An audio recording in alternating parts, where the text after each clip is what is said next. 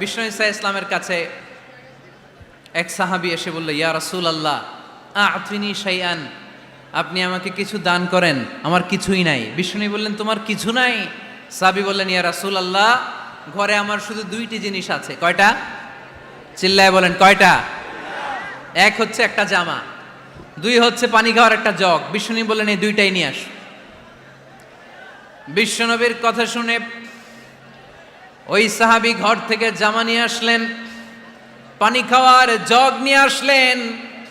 বিশ্বনবী সাল্লাল্লাহু আলাইহি ওয়াসাল্লাম ওনার মোবারক হাত দিয়ে এক হাতে জামা ধরে আরেক হাতে পানির জগটা ধরে সাহাবীদের দিকে উদ্দেশ্য করে বললেন, মাইয়াশতারি হাদাইন, এই দুইটা জিনিস কেনার মতো কে কে আছে দেখি?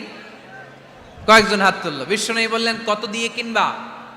এক সাহাবী বলে, ইন্নী আশতারিহিমা বিদিরহাম, ও নবী যদিও এগুলো আমার দরকার নাই, কিন্তু আপনি যেহেতু নিলামে ডাক তুলেছেন, ইয়া রাসূলুল্লাহ ইয়া হাবিবাল্লাহ, আপনার সম্মানে আমি 1 দিরহাম দিয়ে দুইটা জিনিস কিনে নেব।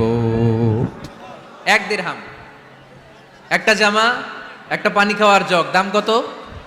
1 দিরহাম। বিশ্বনবী বললেন, না না, 1 দিরহাম তো অনেক কম হয়ে যায়, মাইয়াজিদু আলা যালিক, এর চেয়ে বেশি দামে কে কিনবা? আরেক সাহাবী হাত তুলে বলতে লাগলো, ইয়া রাসূলুল্লাহ ইয়া হাবিবাল্লাহ ওয়া ইন্নী আশতারিহিমা বিদিরহামাইন, আমি এই জামাটার পানি খাওয়ার জগটা 1 দিরহাম নয় 2 দিরহামের বিনিময়ে কিনতে চাই। বিষ্ণু ইসা ইসলাম ওই সাহাবাকে দিয়ে দিলেন। দিয়ে 2 দিরহাম নিয়ে যে লোকটা ভিক্ষা করতে এসেছিল তার হাতে 2 দিরহাম দিয়ে বললেন, যাও 1 দিরহাম দিয়ে ঘরে খাবার কিনে দিয়ে আসো, আরেক দিরহাম দিয়ে একটা কুঠার কিনে নিয়ে আসো। শুনতেছেন? কি কিনে নিয়ে আসো? কুঠার দিয়ে কি করে? গাছ কাটে।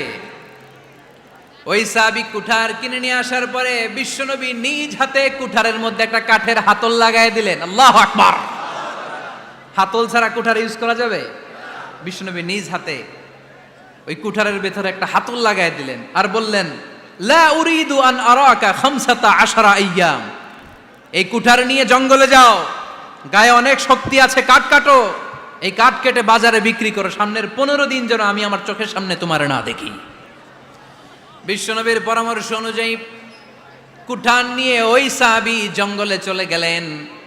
কাঠ কেটে বাজারে বিক্রি করতে করতে 15 দিন পরে 10 দিরহাম নিয়ে বিশ্বনবীর দরবারে হাজির হয়ে গেলেন।